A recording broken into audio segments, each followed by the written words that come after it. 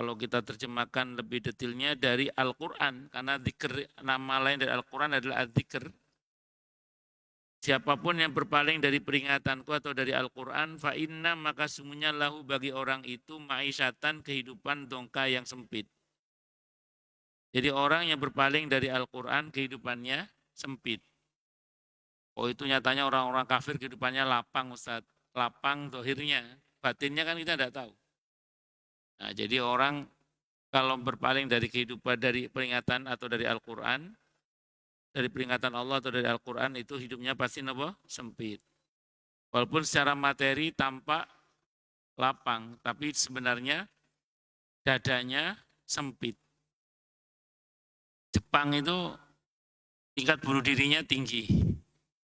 Dan bukan orang bodoh yang bunuh diri itu rata-rata orang yang IQ-nya di atas 200 dan orang kaya. Itu Jepang. Ternyata di Korea juga sama, angka bunuh diri juga tinggi. Di Amerika, saya dapat kabar dari Pak Mario Teguh, itu yang ekonomi menengah banyak yang bunuh diri pas pandemi kemarin. Saya punya jamaah, suaminya orang Korea juga, alhamdulillah sudah muslim ya, muslim itu maksud saya. Nah dia itu keluarga suaminya yang masih belum masuk Islam itu banyak yang bunuh diri, bukan karena miskin, karena ketakutan yang nggak jelas, karena ketakutan yang nggak jelas. Dan berapa banyak orang yang bunuh diri itu justru di saat naik daun misalnya. Naik daun dinaiki. Nauzubillah min syarri dzalik. Dan berapa banyak orang yang mati gara-gara mengkonsumsi pil penenang atau pil supaya nggak stres dan macam-macam itu. Karena berlebihan itu. Nah, itu semua kalau kita lihat, kalau kata praktisi psikolog kejiwaan mengatakan itu semua bukan orang-orang yang ahlul Quran. Makanya ada seorang psikolog yang mengatakan selama saya praktek, saya belum pernah punya pasien dari orang yang ahlul Quran, orang yang ahli Al-Quran. Nah, makanya orang yang rajin membaca Al-Quran, apalagi mengamalkannya, itu lapang dadanya, lapang kehidupannya. Saya pernah baca sebuah buku. Zaman itu belum zamannya Google kayak sekarang ya. Tapi sekarang di Google ada juga itu. Bisa di searching itu. Tapi dulu saya bacanya di buku. Zaman itu yang populer baru Yahoo. Yahoo. Google belum populer saat itu. Itu tapi saya bacanya di buku saat itu. Ada seorang pakar depth psikologi. Jadi apa? Psikologi dalam. Namanya Van der Hoeven dari Belanda. Beliau ini penasaran dengan lafaz Allah yang sering disebut oleh kaum muslimin. Orang Islam kok dikit-dikit ya Allah, Masya Allah, astagfirullah, takut bayar utang ya Allah. Gitu. Ada apa di balik lafaz Allah itu? Penasaran dia. Maka lafaz Allah itu oleh Van der Hoeven dicomot. Nanti bisa di searching di Google itu masih ada Van der Hoeven. Sama Van der Hoeven itu dicomot. Nah, terus diteliti lafaz Allah itu sama Van der Hoeven itu. Ini kita baru ngomong dunia ya, belum ngomong akhiratnya, bagaimana lapangnya kalau kita mengamalkan Al-Quran. Kata Van der Hoeven itu, ternyata lafaz Allah itu di pada alifnya, kalau kita baca berulang-ulang, A, gitu, itu ternyata baik untuk pernafasan. Lamnya lafaz Allah, kalau dibaca tafkhim mufakham itu, tebal itu merefleksi otak supaya bisa meredam otak dari keinginan yang terlalu menggebu-gebu. Jadi kan kadang kita ini keinginan terlalu tinggi, kemampuan terbatas. Nah untuk meredam keinginan yang terlalu tinggi supaya tidak terlalu menggebu-gebu itu lafaz Allah lamnya itu. Itu merefleksi otak supaya diredam keinginan yang terlalu menggebu-gebu itu. Ya sebab kenapa orang gendeng itu kan gara-gara ya gara-gara keinginan terlalu tinggi, kemampuan apa? Terbatas. Haknya lafaz Allah itu terjadi kontak antara jantung dan paru-paru dan itu bagus untuk kerja jantung. Kesimpulan Van der Hoeven gini, orang yang melafadzkan lafaz Allah berulang-ulang, itu ini penelitian Van der Hoeven. Orang yang melafadzkan lafadz Allah berulang-ulang, maka lafadz Allah yang dibaca berulang-ulang itu sangat efektif mengobati 1 darah tinggi, 2 patah hati. Itu penelitian Van der Hoeven.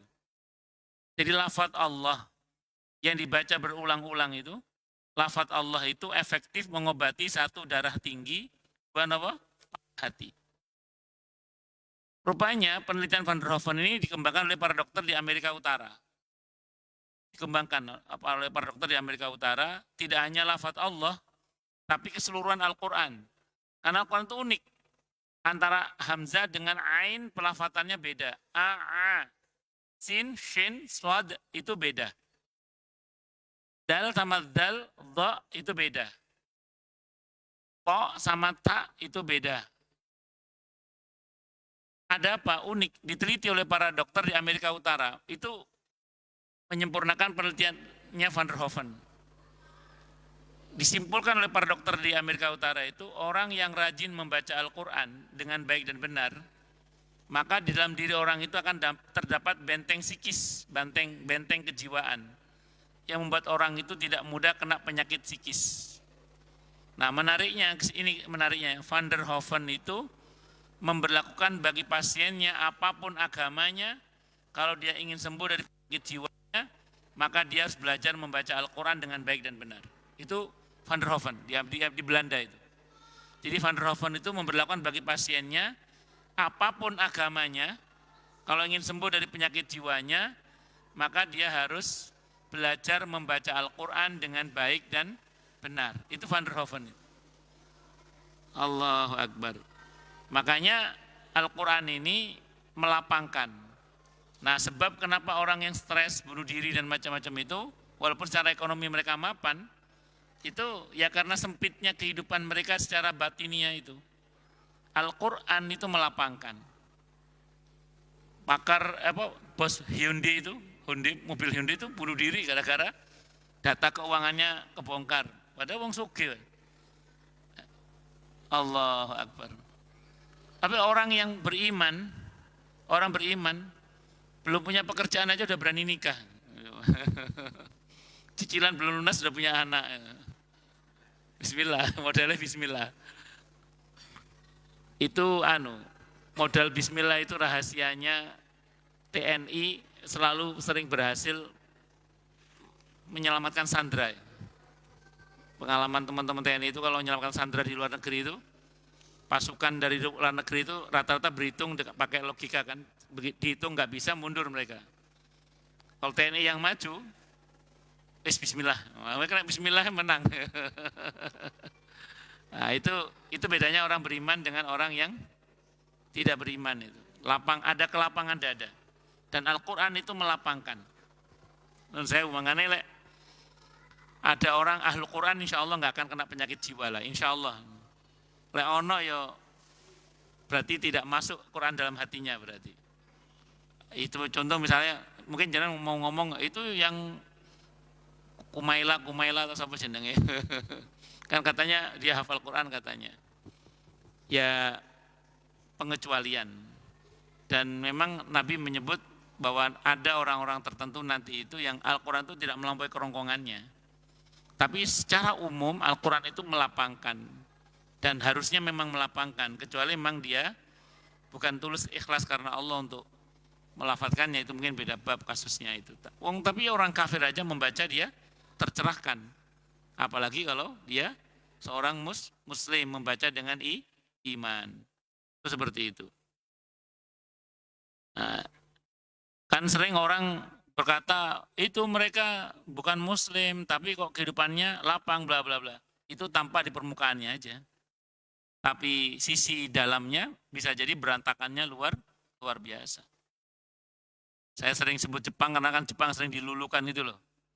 Nah, Jepang itu sekarang mereka punya problem di mana banyak anak-anak muda sana nggak mau nikah dan nggak mau punya anak coba ya kan. Akhirnya anak sekolah TK kadang siswa cuma satu, hampir tidak punya generasi penerus itu. Itu kalau lama-lama bisa punah itu kan kalau dibiarkan terus itu. Sementara orang Indonesia Suaminya batu aja istrinya hamil. Apalagi di Madura. Gak boleh ada listrik mati, jumlah penduduk langsung membludak. Allahu Akbar. Guyonannya teman-teman itu. Oh, lanjut. Itu risetnya Van der Hoeven nanti bisa di searching di Google nanti. Insya Allah masih ada beritanya. Cuma saya dulu bacanya di buku. Fa inna lahu ma'isyatan dongka wa nahsyuruhu yaumal qiyamati a'ma. Terus maaf, secara zahir kaum muslimin itu berjaya ketika mereka betul-betul akrab dengan Al-Qur'annya dan mengimplementasikan Al-Qur'an itu dalam kehidupan sehari-harinya. Itu muslimin jaya. Sekarang nanti coba kita belajar dari sejarah ya. Jayanya daulah Islamiyah terdahulu itu ketika mereka betul-betul berpegang dengan Al-Quran dan Sunnah Nabi-Nya Muhammad SAW dan mengimplementasikannya dalam kehidupan sehari-hari. Coba nanti cek kejayaan daulah Bani Umayyah ketika khalifahnya Umar bin Abdul Aziz misalnya radhiyallahu an. Cek nanti kejayaan di masa daulah Bani Abbasiyah misalnya ketika khalifahnya Harun ar-Rasyid misalnya. Andalusia dengan kejayaannya yang luar biasa. Terus kemudian sekarang cek juga nanti kejatuhan daulah-daulah itu. Kenapa daulah-daulah itu jatuh? Daulah Bani Umayyah, daulah Bani Abbasiyah, termasuk Andalusia. Itu kalau Anda baca dalam sejarah ketika pemimpinnya dan rakyatnya mulai menjauh dari Al-Quran. Dan mulai tidak mengimplementasikan Al-Quran dan sunnah Nabi-Nya Muhammad Sallallahu Alaihi Wasallam dalam kehidupan sehari-harinya, termasuk dalam bernegara. Makanya saya ulang, kalau kita muslimin betul-betul membaca dan mengamalkan Al-Quran dan kita implementasikan dalam berbangsa dan bernegara, sebenarnya negeri kita ini pun akan betul-betul kembali insya Allah dan semoga kembali menjadi negeri yang baldatun, thayyibatun, warabbun ghafur, kemaharipah, loh Cinawi, toto tentrem, kerto raharjo. Ya mudah-mudahan Indonesia menjadi negeri yang seperti itu, nggih. Amin. Allahumma amin. Mudah-mudahan. Kapan yombuh, mudah-mudahan itu. Mudah-mudahan nggih. Amin. Allahumma amin insyaallah. Gak ada yang tidak mungkin bagi Allah. Wa nahsyuruhu yaumal qiyamati a'ma. Udah sempit kehidupannya kalau berpaling dari Al-Quran. Udah gitu kami kata Allah akan menggiring dia yaumal qiyamati pada hari kiamat. A'ma dalam keadaan buta. Jadi nanti orang yang berpaling dari Al-Quran itu akan digiring oleh Allah di mahsyar dalam keadaan buta.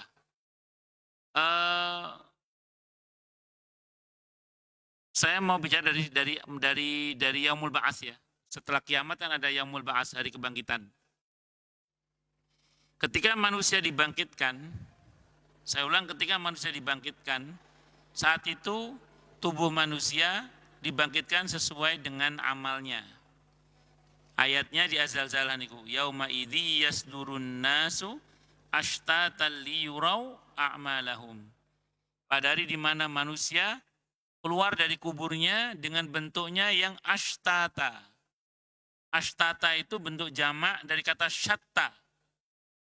Kata tunggalnya syatta itu artinya macam-macam. Allah menggunakan jamak ashtata. Berarti terjemahannya apa kira-kira itu? Macam, bukan macam-macam lagi. Kata tunggalnya syatta itu artinya macam-macam.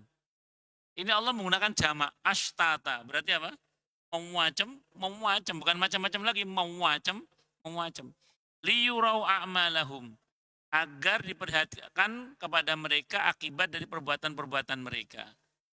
Makanya nanti itu kata Abdullah bin Mas'ud, ini yang ngomong Abdullah bin Mas'ud radhiyallahu an, ketika mensyarah hadis sahih riwayat Ahmad, Abi Dawud, Ibnu Majah, kata Imam Al-Qurtubi hadisnya sahih dari semua jalur periwayatannya. Nanti manusia itu dibangkitkan dalam keadaan telanjang, tidak beralas kaki, belum dikhitan, lapar dahaga. Dalam keadaan lapar dahaga, telanjang, belum dikhitan. tidak beralas kaki. Apa penjelasan? Ini Abdullah bin Mas'ud yang mensyarah. Tadi hadisnya sahih atau kamakal. Apa penjelasan Abdullah bin Mas'ud radhiyallahu anhu tentang masalah ini? Dikutip oleh Imam Al-Qurtubi dalam kitab At-Tadhkirah. Kata Abdullah bin Mas'ud radhiyallahu an, siapa yang di dunia pernah memberi makan dan minum, pengertian sering ya, memberi makan dan minum orang lain, maka nanti di akhirat dia akan diberi makan dan minum sehingga dia tidak akan kelaparan dan tidak akan kehausan. Maka bersyukurlah bagi kita yang pernah dan syukur-syukur sering punya agenda untuk memberi makan dan minum orang lain, terutama orang-orang yang membutuhkan, terutama saudara-saudara kita yang ada di Palestina sana yang lagi membutuhkan banget itu. Nah, bersyukurlah pada Allah kalau kita pernah ambil bagian di situ. Satu. Yang kedua, kata Abdullah bin Mas'ud radhiyallahu anhu, barang siapa yang di dunia, kata Abdullah bin Mas'ud ini mensyarah hadis itu, au kama qala, barang siapa di dunia pernah memberi pakaian, maka nanti di akhirat dia akan diberi pakaian sehingga dia tidak akan telanjang, kata Abdullah bin Mas'ud radhiyallahu anhu. Maka bersyukurlah pada Allah kalau di antara kita ada yang pernah syukur-syukur sering memberi pakaian bagi orang lain. Maka saya sering bilang ke banyak jamaah itu, kalau ngasih pakaian untuk guru TPQ, merbot masjid, imam masjid, satpam, tukang kebersihan, itu kalau bisa yang lengkap, baju koko plus sarungnya. Karena kalau kita hanya pakai atasan saja ngasihnya, takutnya nanti di akhirat hanya pakai atasan, nggak pakai bawahan. Takutnya itu guyonan saya, tapi saya serius itu. Ya.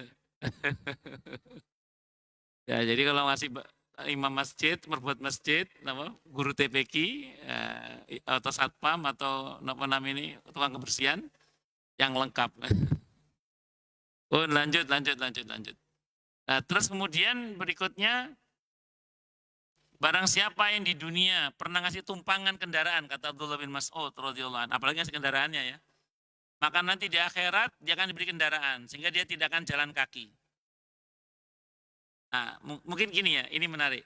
Ada yang mungkin bertanya-tanya, kalau pakaian, makanan, minuman, saya kira kita paham lah. Tapi kalau kendaraan, apa urgensinya kendaraan nanti di mahsyar itu, Ustaz? Pentingnya kendaraan itu apa di mahsyar nanti? Catat baik-baik ya. Kita ini semua nanti akan dibangkitkan di mana kita ditanam. Jadi semua kita akan dibangkitkan oleh Allah di bumi di mana kita ditanam. Nanti bumi ini akan Allah ganti dengan bumi yang baru. Ayatnya jelas itu ya. Bahwa nanti Allah akan ganti dengan bumi yang baru. Terus tidak ada, di hadisnya terangkan tidak ada dataran tinggi, tidak ada dataran dalam. Artinya rata bumi nanti itu. Dan penduduk yang dulu pernah tertanam di dalamnya akan dikeluarkan dari sesuai dengan di mana dia tanam. Jadi kalau kita misalnya ditanam di Bekasi, sebagian Anda mungkin di kampung, akan dibangkitkan di kampungnya masing-masing. Pokoknya di mana dia dibangkitkan, di mana dia ditanam, di situ akan dibangkitkan. Itu yang kata Al-Quran kemarin, minha surat Thaha ayat 55 ya, minha khalaqnakum wa fiha nu'idukum wa minha nukhrijukum taratan ukhra. Nah, begitu kita bangkit, itu belum mahsyar.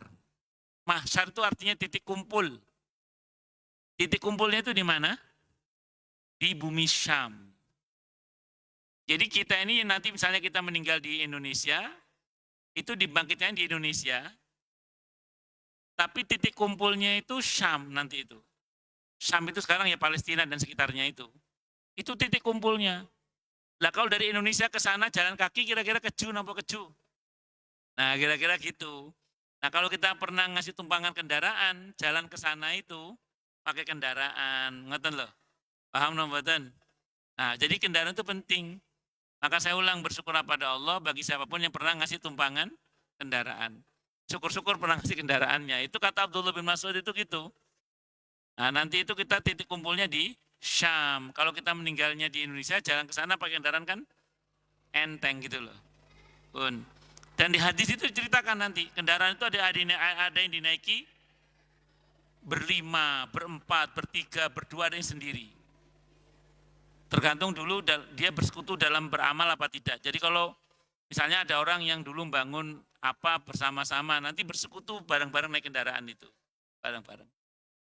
Nah, jadi ada yang sendiri, rupanya dia deweni. Kebaikannya dideweni sama dia. Ya itu sendiri nanti dia. Macam-macam lah orangnya. Yang penting dapat fasilitas. Terus siapa yang di dunia pernah ngasih sendal, maka di akhirat dia akan diberi sendal. Sehingga dia tidak akan nyeker nanti. Nah, lagi-lagi ada yang nanya, urgensinya sendal di sana itu apa Ustaz? Urgensinya sendal di mahsyar itu nanti apa urgensinya? Catat baik-baik. Dalam riwayat yang sahih tadi, riwayat Ahmad Abu Daud Ibnu Majah itu, bumi nanti akan dibentuk oleh Allah seperti perak bentuknya. Di samping tidak ada dataran tinggi, tidak ada dataran dalam, bumi nanti dibentuk oleh Allah seperti perak. Sementara matahari itu hanya 1 mil di atas kepala manusia. Mohon maaf, ini yang pernah miskin pasti tahu ini. Yang pernah miskin pasti tahu. Dulu zaman kita masih sekolah, kalau pulang sekolah siang itu kan sepatu kadang ditenteng. Itu kalau lewat aspalan, jalan aspal, panas apa enggak nih? Panas. Kebayang nanti di akhirat, matahari cuma 1 mil di atas kepala kita, terus buminya dibentuk seperti perak. Kebayang ya? Yang nggak punya sandal, kebayang ya? Ya bersyukur yang punya sendal. Kalau mau punya sendal di akhirat nanti, pernahlah syukur-syukur seringlah nyumbang sendal. Nyumbang sendal gimana Ustaz? Ya lihat aja itu anak-anak yang tidak mampu, dilihat kok sendalnya semua elek. Kita sumbang sendal. Kalau ada guru TPQ, delok sendalnya semua elek, ganti sendal yang baru. Itu seperti itu. Allah. Pun jadi intinya ngoten nggih, harus pernah lah kita ini ngasih napa? Sendal orang lain atau siapapun yang membutuhkan sendal, itu soalnya tidak harus pakai sendal itu. Wah, kalau kayak Mas Ahmad, wah gimana saya pengen ngasih sendal Bapak yang sudah meninggal, sedekah atas nama Bapak, Pak. Sedekah sendal. Nggih, Masya Allah. Ngoten nggih, insya Allah sampai. Kan dari anak ke orang tua itu pasti sampai. Allah alam bisawab. Lanjut. Kata Abdullah bin Mas'ud sudah sampai situ ya. Nah, nanti kumpul, semua orang kumpul di satu titik, namanya di mahsyar tadi itu. Itu satu dulu. Kemudian penjelasan berikutnya lagi gini. Nanti orang itu ketika bangkit, Allah gambarkan di surah Al-Hadid. Surah Al-Hadid itu surah ke-57, ayatnya ayat 12-13. Ayat 12-13. Yauma taral mu'minina wal mu'minati yas'a nuruhum baina aydihim wa bi aymanihim busyrakumul yauma jannatun tajri min tahtihal anharu khalidina fiha dzalika huwal fawzul azim yauma yaqulul munafiquna wal munafiqatu lil ladzina amanu unzuruna naqtabis min nurikum qila irji'u wara'akum faltamisu nura faduriba bainahum bisurin lahu bab batinuhu fihi rahmah wa zahiruhu min qibalihil adab. Nanti itu orang itu dibangkitkan, orang beriman dibangkitkan dengan cahayanya. Sehingga orang ini pasti bahagia karena bangkit dengan cahayanya. Muslimin bisa punya cahaya itu dari pertama wudhu. Yang kedua dari Al-Quran, itu diantaranya. Dari sholat, itu nanti jadi cahaya itu dengan izin Allah. Orang yang bangkit dengan cahayanya diberi kabar gembira tentang apa? Surga. Busyrakumul yauma jannatun tajri min tahtil anharu khalidina fiha dzalika huwal fawzul azim. Tapi beda sama orang munafik. Orang munafik saat dibangkitkan dia teriak kepada orang beriman. Di ayat berikutnya itu. Apa kata orang munafik? Unzuruna, tunggulah kami. Kami mau nebeng cahaya kalian, hai orang beriman. Orang munafik bangkit tanpa cahaya. Mereka nggak punya cahaya. Mereka kebingungan. Loh Ustaz, kenapa kebingungan? Karena mahsyar itu gelap. Katanya matahari 1 mil di atas kepala Ustaz. Iya betul. Tapi ingat, sebelum kiamat terjadi, matahari sudah padam, tinggal baranya saja. Maka mahsyar itu gelap. Mahsyar itu apa? Gelap. Maka bersyukurlah bagi yang badannya bercahaya, dia nggak akan kelimpungan. Tapi bagi mereka yang badannya tidak ada cahaya, dia kebingungan. Maka teriaklah orang munafik dalam ayat ini. teriak pada orang beriman. Apa kata orang munafik? Nebeng cahayanya dong, nebeng cahayanya dong. Teriak gitu dia. Apa kata malaikat dalam ayat ini? Malaikat yang membentak dia, tidak boleh. Mundur, mundur, mundur.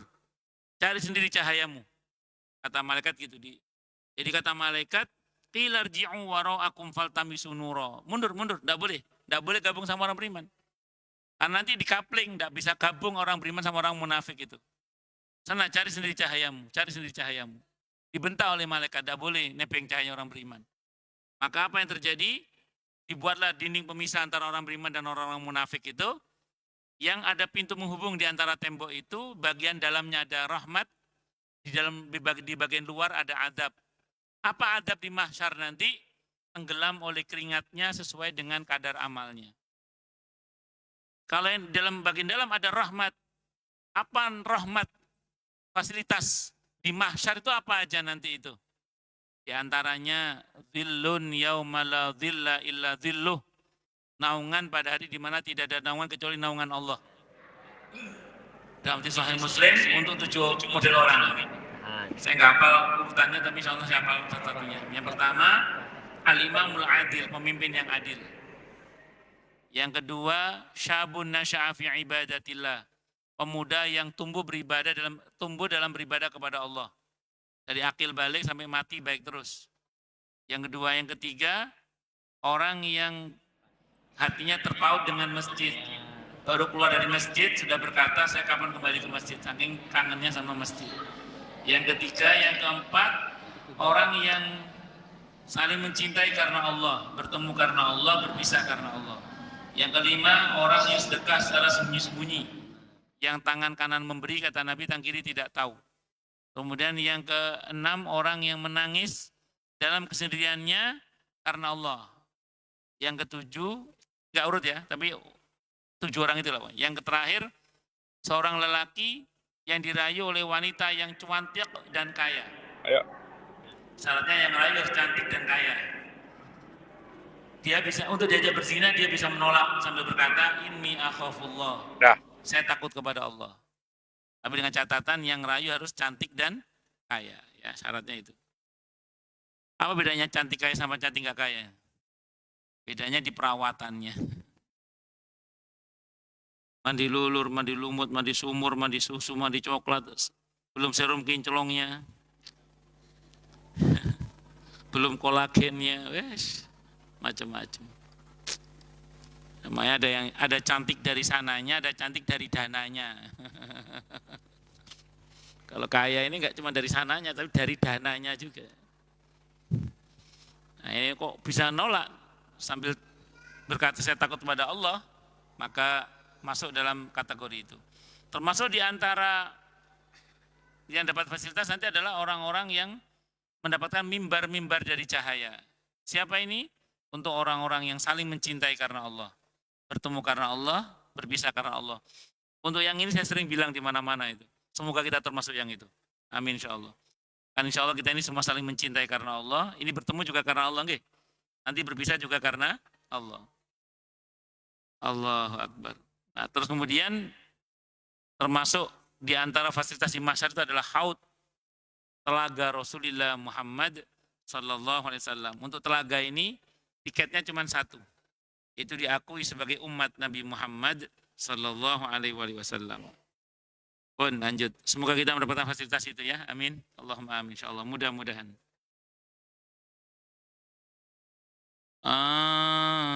Jadi dia orang yang berpaling dari Al-Quran nanti digiring ke di mahsyar dalam keadaan buta.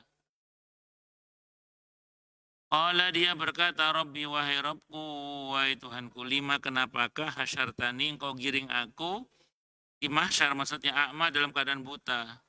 Waqad kuntu basira, padahal aku sebelumnya itu melek loh ya Allah.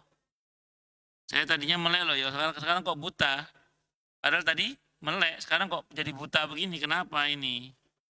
Allah menjawab, kadzalika demikianlah atatka ayatuna, telah datang kepadamu ayat-ayat kami. Sebentar. Alhamdulillah.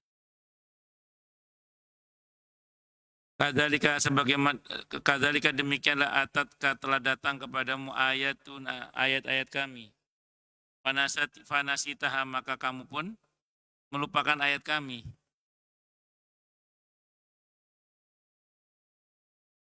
Oh, pendek berarti. Qala Allah berfirman, kadzalika demikianlah atatka telah datang kepadamu ayatun ayat-ayat kami fanasita maka kamu mengabaikannya. Wa kadzalikal yauma tunsa maka sebagaimana kamu mengabaikan ayat kami maka hari ini kamu pun diabaikan. Jadi sebagaimana telah datang kepadamu ayat-ayat kami tapi kamu mengabaikannya, sebagaimana dulu kamu mengabaikannya sekarang pun kamu diabaikan. Itu kalau terjemahan versi Jawa-nya kira-kira gini, itu kan Allah itu murka saja bahasanya halus. Kalau terjemahan versi Jawa Timur kira-kira gini, sebagaimana telah datang kepadamu ayat-ayat kami tapi matamu tidak pernah dipakai untuk membacanya, sebagaimana matamu tidak pernah dipakai untuk membacanya maka matamu dibutakan. Kira-kira gitulah. Itu terjemahan versi Jawa Timur ya. Dia lebih cetok. Jadi ada orang di dunia itu melek, di akhirat buta. Gara-gara matanya nggak pernah dipakai untuk membaca ayat-ayat Allah. Nah, ada orang yang di dunia itu buta bisa jadi, di akhirat malah melek. Kenapa? Hatinya sering dipakai untuk membaca ayat-ayat Allah. Allahu Akbar. Ada yang mengatakan juga nanti pas di pengadilan Allah bisa melek lagi. Jadi di mahsyar dia buta, kelimpungan. Nanti begitu dihisab dibuat melek lagi. Di neraka melek lagi nanti. Ya kalau di akhirat pas dihisab di neraka buta enak men karo kaketok. Ya nanti begitu dihisab dibuat melek lagi nanti. Termasuk di neraka melek lagi nanti. Melek lagi bisa mendengar lagi. Jadi buta, bisu, tuli itu peka dan macam itu di mahsyar. Dan dia kelimpungan, gak karu-karuan, kebingungan. Kebingungan. Nah, tapi begitu dipanggil, dihisap, dibuat bisa melek semuanya, bisa mendengar semuanya. Sampai masuk neraka pun dia bisa melihat dan mendengar terus. Karena kalau pas masuk neraka nggak bisa melek, nggak bisa mendengar, enak men. Nggak bisa merasakan semuanya. Dibuat bisa merasakan, dibuat melek semua. Itu kata Imam Al-Qurtubi. Jadi itu cuma di mahsyar aja begitu itu. Di mahsyar aja. Dia buta, tuli, bisu, bahkan kelimpungan nggak karu-karuan. Itu di mahsyar aja. Nanti begitu hisab sampai neraka dia melek lagi, mendengar lagi, bisa ngomong lagi supaya bisa teriak-teriak juga itu. Itu seperti itu. Itu di mahsyar itu. Yang tadi itu di mahsyar gambarannya. Wallahu alam bisawab. Berikutnya waqala ta'ala dan Allah Ta'ala berfirman.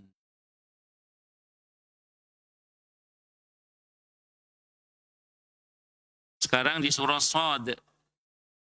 Surah Shad, surah Shad ayat 67 sampai 88. Surah Shad surah keberapa? Surah Shad nih. 38 gitu. Surah Shad, surah ke-38 ayat 67 sampai 88.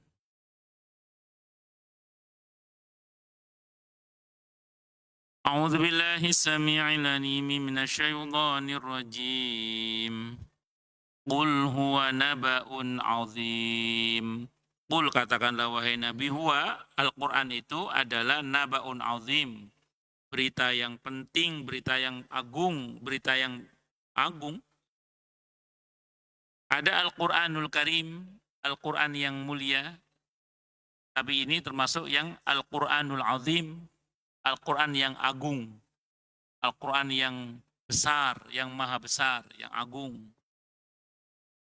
Jadi Al-Quran itu sejatinya melebihi dari teksnya yang kita baca tiap hari itu. Jadi kalau hari ini kita baca Al-Fatihah misalnya, maka kandungan Al-Fatihah itu tidak sebatas apa yang kita pikirkan dari teksnya itu aja. Dia melampaui semuanya. Makanya pembahasan tentang tafsir Al-Quran, apalagi tadabburnya, itu nggak akan pernah selesai. Karena kita berbicara tentang firman Allah yang maha. Makanya orang-orang yang hidup sesuai dengan tuntunan Al-Quran, dia pasti mulia. Orang yang hidup sesuai dengan tuntunan Al-Quran, dia pasti menjadi orang besar. Besar dalam pandangan Allah. terkenal di langit maksudnya. Nah, kadang orang besar itu di bumi nggak terkenal. Oh, apa ada Ustaz? Ada. Kalau di kalangan para nabi, di surah Al-Kahfi itu ada nabi yang nggak populer. Tapi Allah ceritakan dalam Al-Quran. Nabi Khidir alaihissalam, Abul Abbas, nama aslinya Balia ibn Malkan alaihissalam. Itu Nabi Khidir. Yang Nabi Musa suruh nyari beliau untuk berguru tentang ilmu yang Allah berikan kepada beliau yang Allah tidak kasih itu ke Nabi Musa alaihissalam. Kalau di kalangan para kekasih Allah di bawah para nabi yang nggak terkenal tapi terkenal di langit siapa? Uwais Al-Qarni radhiyallahu an. Itu di bumi tidak terkenal. Keluarganya aja nggak ada yang tahu. Tapi di langit dia terkenal. Bahkan Nabi kita Muhammad sallallahu alaihi wasallam mengenal beliau di langit, bukan di bumi. Tuh. Allahu Akbar. Ya, orang itu kalau mengamalkan Al-Quran hidupnya akan melangit. Tidak hanya membumi tapi melangit. Maka para sahabat Nabi, orang-orang soleh terdahulu, itu kemuliaannya sundul langit. Ya, apa? Kemuliaannya sundul langit.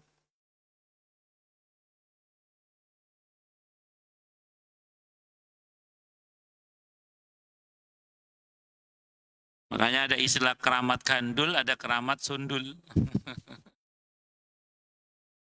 Oh, nanti kemana-mana saya ngomongnya.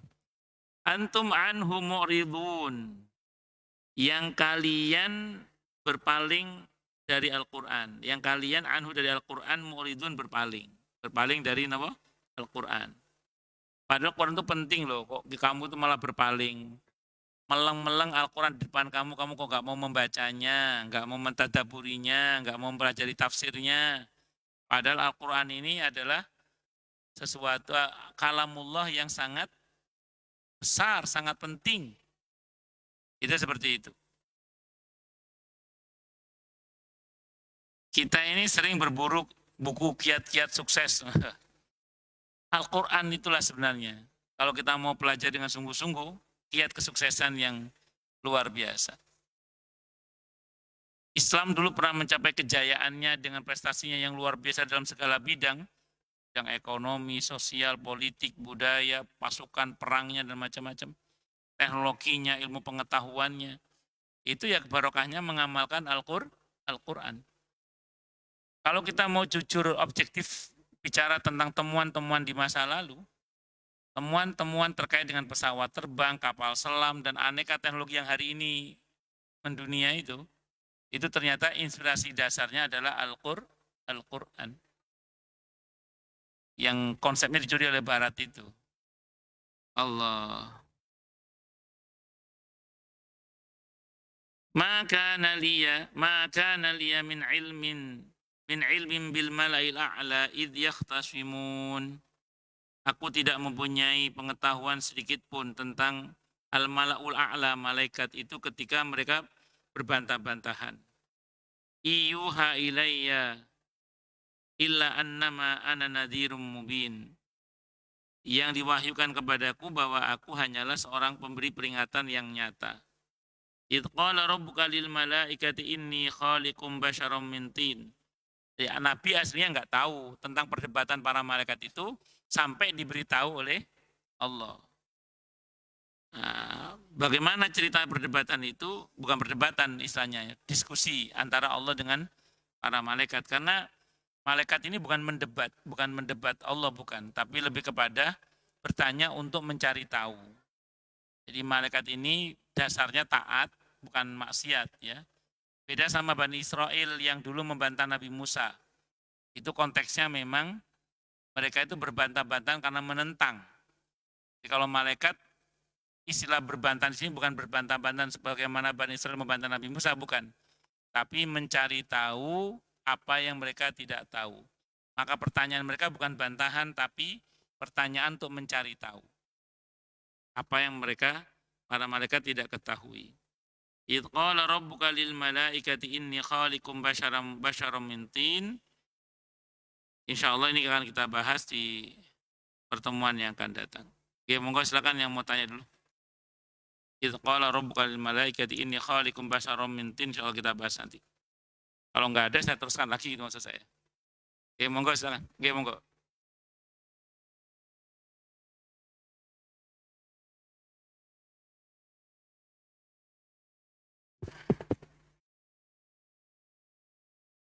Bismillahirrahmanirrahim. Pak Ustadz mau menanyakan, untuk Bapak Van der Hoeven tadi, itu setelah mengetahui tentang Islam, itu endingnya apakah beliau jadi masuk Islam atau enggak? Pertanyaan kedua, di akhir-akhir ini ada seorang artis terkenal,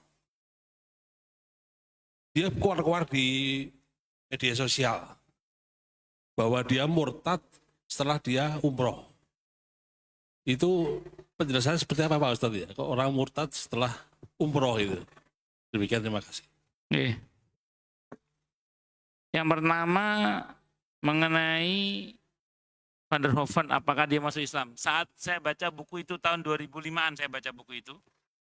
Dengan saya tahun 2004, 2005 atau 2003, 2004 saya baca buku itu dia belum masuk Islam. Sekarang saya tidak tahu. Kalau dulu belum masuk Islam. Tapi dia memberlakukan bagi pasiennya apapun agamanya, kalau dia ingin sembuh dari penyakit jiwanya harus belajar membaca Al-Quran dengan baik dan benar. Apapun agama pasiennya itu. Nah, saat itu belum masuk Islam. Tidak tahu sekarang. Tidak tahu saya. Nah itu yang pertama. Yang kedua memang Islam dan tidak Islamnya orang itu betul-betul hak prerogatifnya Allah ya. Yang kemudian yang kedua itu memang bersyukurlah pada Allah kita ini Allah pilih menjadi muslim. Alhamdulillah Masya Allah. Kemudian yang kedua berkaitan dengan orang yang Bapak sebut tadi itu. Ya jangankan hanya gara-gara umroh Pak. Sekelas ulama Bani Israel yang doanya mustajabah seperti Bal'am bin Ba'urah saja bisa mati kafir. Saya ceritakan kemarin ulama Bani Israel namanya Barsiso juga bisa mati kafir. Jadi kalau cuma gara-gara umrah saja ya akeh tunggal ya. Bahkan ada dukun terkenal dulu, begitu umroh malah murtad itu ya gara-gara katanya pas turun di Jeddah ketemu sama Yesus atau apa katanya. Jadi jangan dikira terus kalau di Mekah itu nggak ada setannya, ada juga. Abu Jahal ya orang Mekah, Abu Lahab juga orang Mekah. Jadi nggak jaminan kalau di tanah suci mesti baik, itu nggak jaminan. Orangnya ya maksudnya. Kalau tanahnya tetap suci, kelakuan orangnya kan enggak. Wong makelar nyium Hajar Aswad ya di putaran Ka'bah itu juga ada makelarnya. Ya seperti itu. Ya semoga Allah sama kita dari fitnah akhir zaman ya. Amin Allahumma. Oke, ngoten nggih. Makanya kita ini harus banyak berdoa. Rabbana la tuzigh qulubana ba'da idh hadaitana wa hab lana min ladunka rahmah innaka antal wahhab. Kita harus banyak berdoa ya muqallibal qulub tsabbit qalbi ala dinik. Karena sewaktu-waktu orang itu bisa berubah. Dan itu mudah bagi Allah. Makanya bersyukurlah pada Allah kalau kita dan semoga kita istiqomah dalam iman Islam. Amin. Allahumma amin. InsyaAllah mudah-mudahan. Mau yang lain silakan kalau ada. Oke, monggo Pak.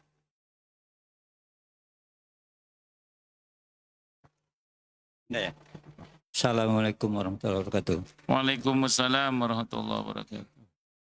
Pak Ustadz, tentang Bani Israel yang secara umum merengkel gitu Ustadz. Padahal mereka kan turunan Nabi Yakub, Ustadz. Artinya keturunan Nabi. Itu satu. Yang kedua, bahwa di negeri kita ini banyak ulama yang ahli Quran lah, Ustadz ya. Pertanyaan saya, kenapa belum muncul pemimpin yang ahli Quran, tetapi yang kebanyakan pemimpin yang ahli duit. Ya, itu Ustaz. Ampun. Baik. Yang pertama, Bani Israel itu kalau udah baik, itu sampai jadi Nabi dan Rasul. Bahkan setelah Nabi Ibrahim, itu separuh Nabi itu, yang dari, maaf, setelah generasi Nabi Ibrahim itu, terhitung sampai Nabi kita Muhammad SAW itu, separuh nabi itu dari Bani Israel, separuhnya. Artinya banyak nabi yang diangkat dari Bani Israel. Berarti Bani Israel yang baik juga banyak, Pak. Karena mereka adalah kaum yang Allah utamakan sebelum kaum muslimin. Kan kaum Bani Israel itu Allah lebihkan daripada segenap manusia yang lain saat itu sebelum kaum muslimin ada. Sebelum umat Nabi kita Muhammad SAW ada. Satu. Jadi banyak Pak mereka yang baik, keturunan Nabi dan Rasul, dan yang baik banyak. Buktinya separuh dari Nabi dan Rasul diangkat dari Bani Israel. Tapi kalau dablek Pak, sampai jadi Dajjal. Dajjal itu Samiri. Samiri itu dari Bani Israel. Kalau dablek sampai jadi Dajjal Pak. Itu Bani Israel. Kalau udah bagus sampai jadi Nabi dan Rasul, Bani Israel itu orangnya. Lain dablek sampai jadi Dajjal Pak. Nah, yang dihadapi Nabi Musa itu yang memang yang dablek-dablek itu. Di antara yang ngeyel-ngeyel itu. Termasuk yang sekarang ada di Palestina itu. Ya. Iya, itu. Yang disebut dengan bangsa monyet, bangsa babi itu. Ngoten ke satu dulu.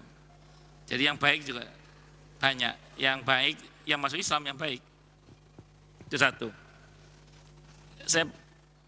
Saya pernah posting di FB ini video orang di negara Israel sana itu. Di negara Israel itu ternyata ada masjid. Imamnya itu orang Bani Israel. Lulusan S3 Madinah. Muslim. Cuma sama Facebook di take down. Tidak boleh tayang. Itu. Jadi Muslim sana banyak. Yang baik-baik itu next yang dablek nggih. Zionis niku untuk wablek. Yang bangsa kera, bangsa monyet. Nauzubillahi minasyaitonir rajim. Semoga Allah hancurkan kejahatan mereka dan Allah berikan kezaliman mereka, Allah berikan kemenangan yang sempurna untuk warga Palestina ya, amin Allah. Sehingga kita dimudahkan oleh Allah untuk ziarah salat di Masjidil Aqsa dengan mudah, dengan mulia, dengan bahagia, tanpa susah payah dan dengan selamat ya, amin Allahumma amin. Insyaallah mudah-mudahan. Itu satu. Yang kedua berkenaan dengan apa tadi Pak? Kenapa Iya. belum itu yang dari ahli Quran?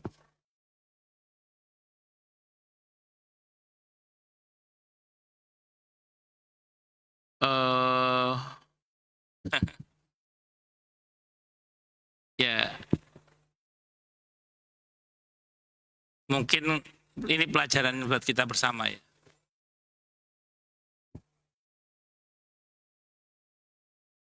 Sebagian kita ini kadang termakan provokasi sebagian orang yang seolah-olah kalau ahli agama itu jangan berpolitik gitu loh. Akhirnya politik itu didominasi oleh orang-orang yang gak paham agama. Seolah-olah kalau ahlul Quran itu gak boleh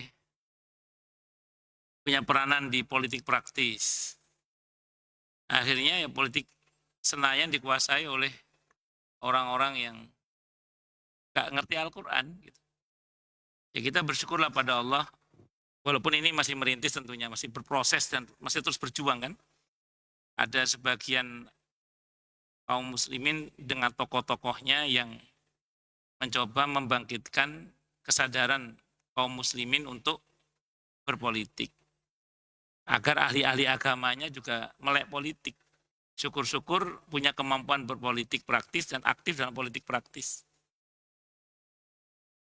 Sehingga kemudian, saya nggak nyebut merek partai, nggak enak karena saya tapi Anda tahu lah ya, bahwa sudah ada itu dan itu kita syukuri lah.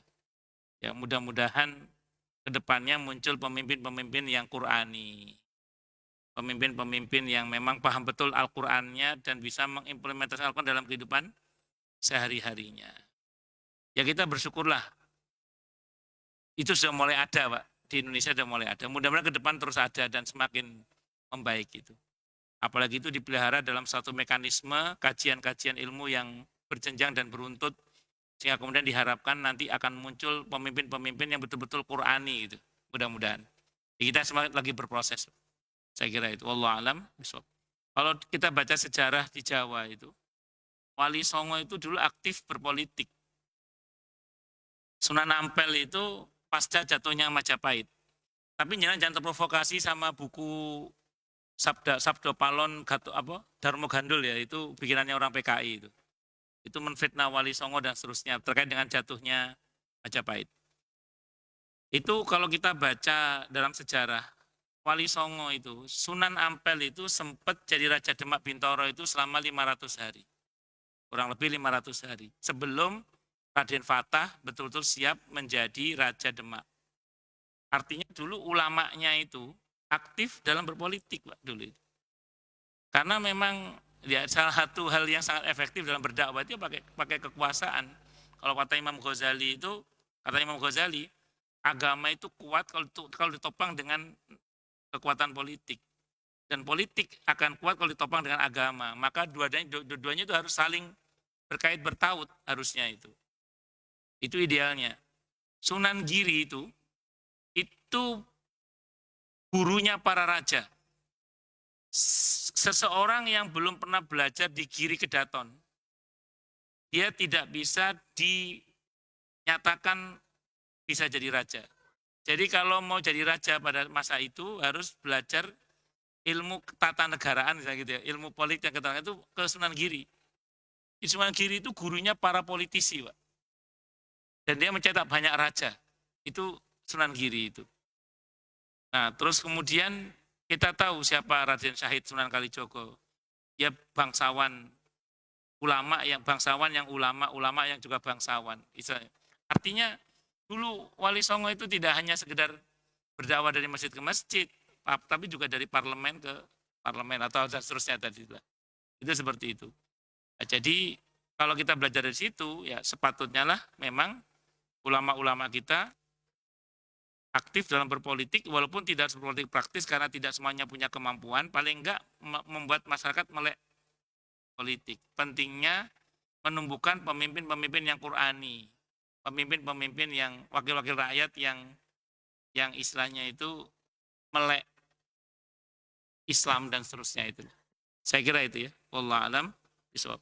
Dan kita bisa melihat lah bagaimana kemudian dalam tataran kenyataan di berita-berita yang kita bisa ikuti, itu mereka yang peduli dengan Islam dan umat Islam kan kelihatan Pak siapa-siapa saja. Jadi ada yang tidak peduli, ada yang peduli. Nah yang peduli itu pasti orang-orang yang melek dalam Al-Qur'annya, melek dalam ilmu agamanya, melek dalam politiknya. Ini mudah-mudahan ke depan. Yang dijegal-jegal.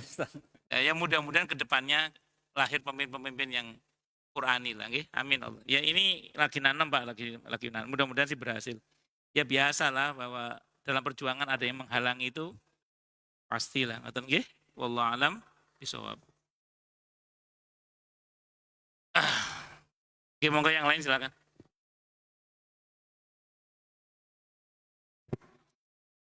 Assalamualaikum warahmatullahi wabarakatuh. Waalaikumsalam warahmatullahi wabarakatuh. Ustadz mau menanyakan kan kalau kita membaca Al-Quran itu pahalanya bukan per kalimat, bukan per surat, tapi per huruf. Sehingga kita semuanya memang menginginkan mendapatkan hal itu dengan membaca Al-Quran setiap waktu, setiap saat.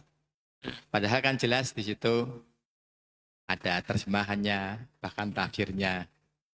Nah, saya pernah mencoba untuk mengatamkan, tapi dengan terjemahannya itu bisa kadang 3 bulan nggak selesai, Ustaz. Terjemahannya itu? Karena pengen tahuan tadi jadi pengen ngulang lagi segala macam itu. Nah, apakah dengan membaca terjemahannya tersebut itu juga nilai pahalanya sama, Ustaz? Dengan membaca Al-Quran yang mungkin kalau membaca Al-Quran aja tiap bulan insya Allah bisa khatam, tapi dengan terjemahannya kadang bisa 3-4 bulan itu baru khatam, Ustaz. Matursun, assalamualaikum warahmatullahi wabarakatuh. Waalaikumsalam warahmatullahi wabarakatuh. Jawabannya tidak sama. Jadi itulah bedanya Al-Quran sama kitab suci agama sebelah. Saya ulang, inilah bedanya Al-Quran dengan kitab suci agama sebelah. Kalau agama sebelah kan versi bahasa manapun disebut dengan kitab agama sebelah kan. Kalau kita yang Al-Quran yang bahasa Arab itu, yang bukan bahasa Arab tidak bisa disebut sebagai Al-Quran, tapi terjemahan atau tafsir Al-Quran. Nilainya beda, pasti beda. Jadi kalau panjenengan baca Al-Quran yang Arabnya dengan terjemahannya beda, pasti beda.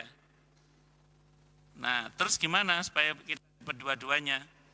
Saya sering sampaikan gini, orang yang ngejar 2 kelinci itu tidak dapat 1 kelinci. Maka tidak apa-apa, jangan tadi bilang sebulan sekali kita bisa target hatam.